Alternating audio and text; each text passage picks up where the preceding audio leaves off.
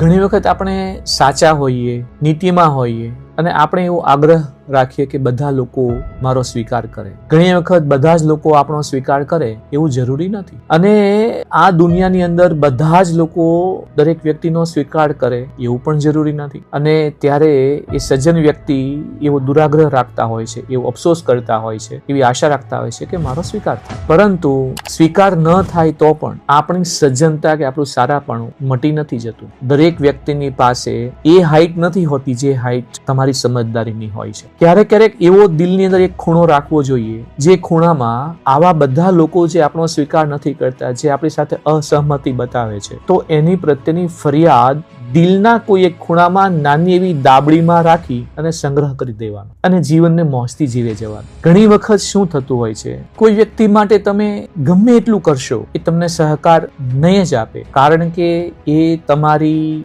જે આ higher positive energy છે એનો એને અહેસાસ જ નહીં હોય, એ સ્વીકારી જ નહીં શકે તમારી એનર્જીને. એટલા માટે એની પાસે સહકારની અપેક્ષા રાખવી એ નિરર્થક છે અને એ સમયનું ઇન્વેસ્ટમેન્ટ, બેડ ઇન્વેસ્ટમેન્ટ છે. એમાંથી આપણને સારો પ્રતિભાવ નથી મળવાનો. ઘણી વખત ઘરના સદસ્ય પાસેથી વધારે પડતી અપેક્ષા રાખીએ છીએ કે હું સાચો છું, નીતિમાં છું, તો એ મારી વાત કેમ નથી સમજતા, પરંતુ એને એ વાતનો અંદાજો જ નથી કે તમારી એનર્જી કયા લેવલની છે. એટલા માટે એને એ સાચા લાગે છે અને તમે તો સાચા છો જ. એટલે સમજદારી એમાં છે કે તમે એ લોકોને એના હાલ ઉપર છોડી દો અને તમે તમારા જીવનની અંદરના જે પણ પર્પઝ, હેતુઓ નક્કી કર્યા છે એની ઉપર વળગી રહો.